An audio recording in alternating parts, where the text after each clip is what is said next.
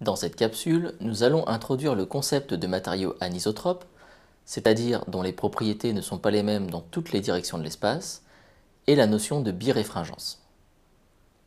Nous plaçons sur le banc optique, de droite à gauche, une lampe délivrant une onde lumineuse non polarisée, un polariseur et un analyseur. Les axes du polariseur et de l'analyseur sont croisés. Ainsi, à la sortie du montage, l'intensité de la lumière transmise est nulle. Approchons à présent un boîtier de CD et observons ce qui se passe à la sortie du montage. Nous constatons cette fois qu'une partie de la lumière est transmise. De plus, celle-ci présente une coloration non uniforme. Si de la lumière est transmise malgré la configuration croisée du polariseur et de l'analyseur, cela signifie que la polarisation de la lumière a tourné lors de la traversée du boîtier. De plus, si cette lumière, initialement blanche, apparaît colorée, et de manière non uniforme à la sortie du montage, cela veut probablement dire que l'angle de rotation de la polarisation dépend de la longueur d'onde. Voyons à présent comment expliquer ce phénomène propre aux milieux dits biréfringents. Jusqu'à présent, nous avons étudié des milieux dits isotropes, c'est-à-dire possédant les mêmes propriétés optiques, quelle que soit la direction de propagation de l'onde incidente. Ces matériaux présentent donc une structure atomique identique, quel que soit l'angle sous lequel on les observe. Par ailleurs, certains cristaux possèdent une structure cristalline qui diffère suivant les directions. Ces cristaux sont dits biréfringents. Autrement dit, ils peuvent présenter, pour une direction de propagation donnée, deux indices de réfraction différents. On parle alors d'anisotropie optique, car les propriétés de propagation d'une onde incidente ne sont plus les mêmes dans toutes les directions. Suivant la manière dont sont taillés ces cristaux, cette biréfringence peut conduire à la division d'un rayon incident en deux rayons transmis. Ainsi, si l'on place un cristal de calcite, qui est un matériau biréfringent bien connu, sur une image, cette dernière nous apparaît sous la forme de deux répliques séparées spatialement. En plus de cette séparation spatiale, nous pouvons montrer à l'aide de cette animation que ces deux répliques sont polarisées suivant deux directions orthogonales entre elles. Pour cela, nous avons simplement placé au-dessus du cristal un polariseur linéaire. En fonction de l'orientation de l'axe passant du polariseur, nous constatons qu'il est possible de supprimer l'une ou l'autre des répliques pour des directions orthogonales de cet axe. Ceci est remarquable. En effet, la lumière incidente ne possède pas de polarisation particulière. Pourtant, les deux rayons réfractés sont à présent séparés spatialement et polarisés linéairement suivant deux directions orthogonales propres à la géométrie du cristal et à l'angle d'incidence. Voyons à présent, d'un point de vue plus formel, comment comprendre cette séparation et comment construire la propagation d'un rayon incident au sein d'un tel milieu. Quel que soit le matériau optique considéré, il est toujours possible de se placer dans un référentiel tel que l'on puisse définir, suivant chacune des trois dimensions, un indice propre noté N1, N2 et N3. Suivant les valeurs respectives de ces trois indices propres, les caractéristiques du matériau seront différentes. Ainsi, si les trois indices propres sont égaux, on parlera de milieu isotrope. C'est le cas de tous les milieux étudiés jusqu'à présent.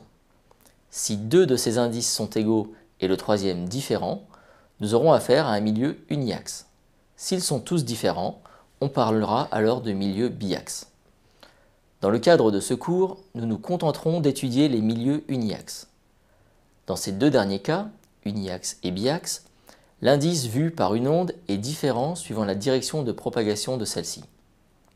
Ainsi, il est nécessaire de définir un vecteur petit n, dont les composantes sont petit nx, petit ny et petit nz, reliés à la vitesse de l'onde, afin de caractériser spatialement la valeur de l'indice de réfraction en fonction de la direction de propagation de l'onde. Dans le cadre de cette capsule, nous n'approfondirons pas davantage le lien entre les composantes du vecteur petit n et les indices propres du matériau. Si cela vous intéresse, je vous encourage à visionner les capsules suivantes où nous introduirons les concepts de surface et d'ellipsoïde des indices. Pour le moment, examinons quelques exemples de matériaux uniaxes. Comme je vous l'ai dit, nous nous limiterons ici au cas des milieux uniaxes pour lesquels deux des indices propres sont égaux. On définira alors l'indice ordinaire, noté NO, et associé aux deux indices égaux, dans notre exemple il s'agit de N2 et N3, et Ne, l'indice extraordinaire, égale ici à N1. La biréfringence, quant à elle, est égale à la différence entre la valeur de l'indice extraordinaire et celle de l'indice ordinaire. Cette biréfringence peut être positive, comme dans le cas du quartz, ou négative, comme c'est le cas pour le cristal de spate. Jusqu'à présent, nous avons parlé de cristaux solides, mais il ne faut pas oublier les cristaux liquides qui présentent eux aussi une biréfringence positive avec un indice ordinaire égal à 1,54 et un indice extraordinaire égal à 1,69. Ceci signifie donc que lors de la traversée d'un cristal liquide, l'onde incidente est séparée en deux ondes de polarisation orthogonales entre elles. Avant de nous intéresser à leur état de polarisation, voyons comment il est possible de construire géométriquement le trajet des rayons ordinaires et extraordinaires. Nous avons vu, lors des premières capsules, qu'il existait deux méthodes géométriques permettant de construire les directions des rayons réfractés lors du passage d'un dioptre. Ces deux méthodes, la construction de Descartes et celle de Huygens, étaient totalement équivalentes dans le cas des milieux isotropes. En effet, dans ce type de milieu, la direction de propagation des rayons est confondue avec la direction du vecteur d'onde petit k, qui est lui-même orthogonal au plan d'onde. Or, dans un milieu anisotrope, ces deux directions, celle du rayon et celle du vecteur k, ne sont plus confondues. Les deux constructions ne sont donc plus équivalentes. En effet, sans entrer dans les détails, nous pouvons retenir que la construction de Descartes permet de construire les normales au plan d'onde, c'est-à-dire la direction du vecteur k, tandis que la construction de Huygens, basée sur la surface des vitesses qui est proportionnelle à l'inverse de l'indice, permet de construire la direction des rayons réfractés. Nous voyons ainsi sur ce schéma, représentant un exemple de construction de Descartes pour le rayon extraordinaire, que nous obtenons bien la direction du vecteur k, mais qu'il faut ensuite construire la tangente à la surface des indices pour déterminer la direction de propagation du rayon lumineux. Nous nous servirons donc dans la suite de ce cours uniquement de la construction de Huygens, qui nous donne un accès direct aux directions de propagation des rayons ordinaires et extraordinaires. Avant de se remémorer les étapes de la construction de Huygens, prenons un exemple simple de propagation dans un milieu uniaxe pour lequel l'axe optique est orthogonal à la surface du dioptre. Avant d'aller plus loin, il est nécessaire de définir ce que nous entendons par axe optique. Sans entrer réellement dans les détails, une définition plus approfondie sera donnée dans la suite de ce cours, nous pouvons décrire l'axe optique comme la direction dans laquelle l'indice NO vu par l'onde ordinaire et l'indice NE vu par l'onde extraordinaire sont égaux. Ceci correspond donc à la direction reliant les deux points de contact des deux surfaces des vitesses, 1 sur NO et 1 sur NE. De même, si une onde se propage suivant cet axe, ses composantes ordinaires et extraordinaires voient le même indice et se déplacent donc à la même vitesse, C sur NO. Dans ce cas particulier, le cristal ne présente pas de biréfringence. Revenons à présent au cas présenté ici. L'axe optique est donc perpendiculaire à la surface du dioptre, séparant le milieu isotrope, ici l'air, du milieu anisotrope uniaxe positif.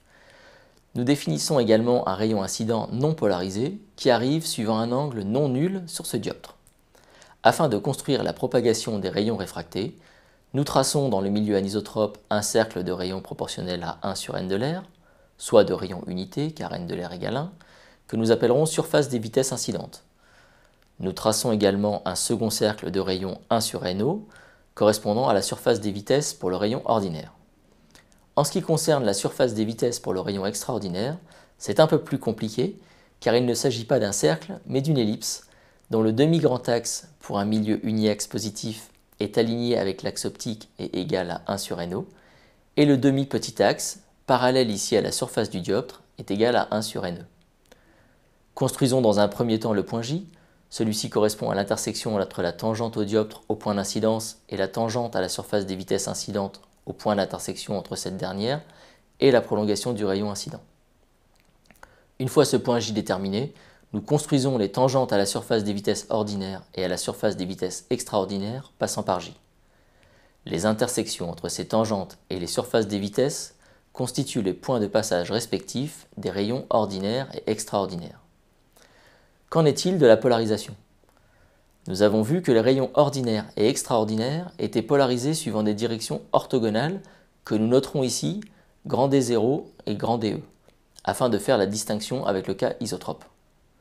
Pour les plus curieux, je vous invite à visionner les capsules suivantes afin de découvrir la justification physique de ces notations. Dans cette capsule, nous nous contenterons de donner les règles suivantes pour la détermination des états de polarisation. L'onde ordinaire est polarisée suivant une direction orthogonale au plan formé par l'axe optique et par la normale à la surface des vitesses ordinaires. Cette direction de polarisation est toujours perpendiculaire à l'axe optique. L'onde extraordinaire, quant à elle, est polarisée perpendiculairement au plan formé par la direction de polarisation de l'onde ordinaire et par la normale à la surface des vitesses extraordinaires. Voyons à présent, pas à pas, la construction de ces rayons réfractés dans le cas d'un cristal de calcite identique à celui utilisé dans les transparents précédents pour montrer expérimentalement le dédoublement du faisceau et les états de polarisation associés. Soit le cristal de calcite suivant. L'axe optique est dans le plan d'incidence, mais n'est pas parallèle ni perpendiculaire à la face d'entrée du cristal.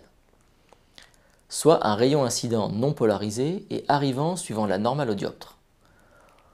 On trace, dans un premier temps, la surface des vitesses correspondant au milieu incident et dont le rayon est proportionnel à 1 sur n. Nous appellerons cette surface la surface incidente. Nous traçons ensuite un demi-cercle correspondant à la surface des vitesses ordinaires et proportionnel à 1 sur NO. Enfin, nous traçons l'ellipse correspondant à la surface des vitesses extraordinaires dont le demi-grand axe est proportionnel à 1 sur NE. Nous sommes en effet dans le cas d'un milieu uniaxe négatif. Le demi-petit axe, quant à lui, est proportionnel à 1 sur NO et aligné avec l'axe optique. On trace ensuite la tangente à la surface incidente au point d'intersection entre cette dernière et la prolongation du faisceau incident. Cette tangente est parallèle à la surface d'entrée, ce qui signifie que le point J se trouve à l'infini. Dans ces conditions, pour construire les tangentes aux surfaces ordinaires et extraordinaires, il suffit de tracer les parallèles à la face d'entrée du dioptre. Commençons par le rayon ordinaire. Après avoir tracé la tangente, nous constatons que ce rayon n'est pas dévié.